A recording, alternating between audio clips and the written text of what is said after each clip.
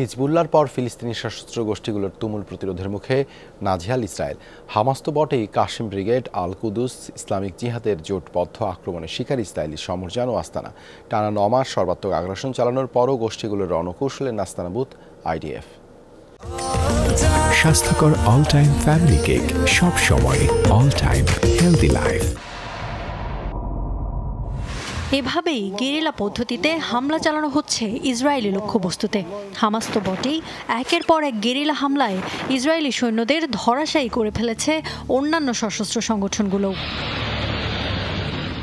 গাজা জুড়ে ইসরায়েলি বহরকে লক্ষ্য করে একযোগে হামলা চালাচ্ছে কাসেম ব্রিগেড, আল কুদস বাহিনী, ইসলামিক জিহাদ, আল নাসের সালাহ আল দিন ব্রিগেড সহ অন্যান্য সহযোগী সংগঠন। আগ্রাসন শুরুর ৯ মাস পরও সুসংহত হামলা চালাচ্ছে গোষ্ঠীগুলো। বৃহস্পতিবার গাজা সিটির বাইরে নাহাল ওজি নামক এলাকায় ইসরায়েলি সেনাবাহিনীর সদর দফতরেই সরাসরি হামলা চালিয়েছে আল কুদস বাহিনী। ছুড়েছে এক গুচ্ছ রকেট। ব্যাপক প্রতিরোধ গড়ে তুলেছে গাজার সুজাইয়া এলাকায়। ইসরায়েলি বহরকে লক্ষ্য করে ছুড়েছে একাধিক মর্টার শেল। সশস্ত্র গোষ্ঠীটির দাবি, হামলায় নিহত হয়েছে শত্রুপক্ষের বেশ কয়েকজন সেনা।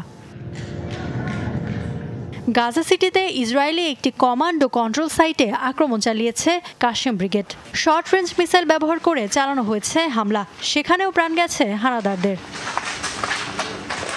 এদিন গাজা সিটির পূর্বাঞ্চলেও কাসেম ব্রিগেডের ব্যাপক প্রতিরোধের মুখে পড়তে হয় ইসরায়েলি সেনাদের। দখলদার বাহিনীর দখল করা একটি ভবনকে লক্ষ্য করে ছোড়া হয় থার্মোফোবিক রকেট, আর তাতেই কুপকাত আধুনিক অস্ত্রশস্ত্রে সজ্জিত ইহুদি সেনারা।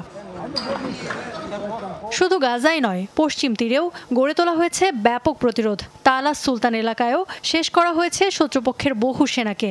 গ্রেনেড, স্নাইপার ও মেশিন গান দিয়ে চালানো হয়েছে ব্যাপক হামলা।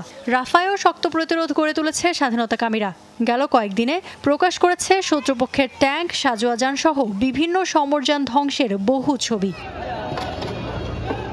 কয়েক মাস আগেই ফিলিস্তিনি স্বাধীনতাকামীদের মেরুদণ্ড ভেঙে দেওয়ার দাবি তুলেছিল ইসরায়েল। অথচ বাস্তব চিত্র বলছে, অত্যাধুনিক অস্ত্রে সজ্জিত আইডিএফকে নাজেহাল হতে হচ্ছে স্বাধীনতাকামীদের কাছে।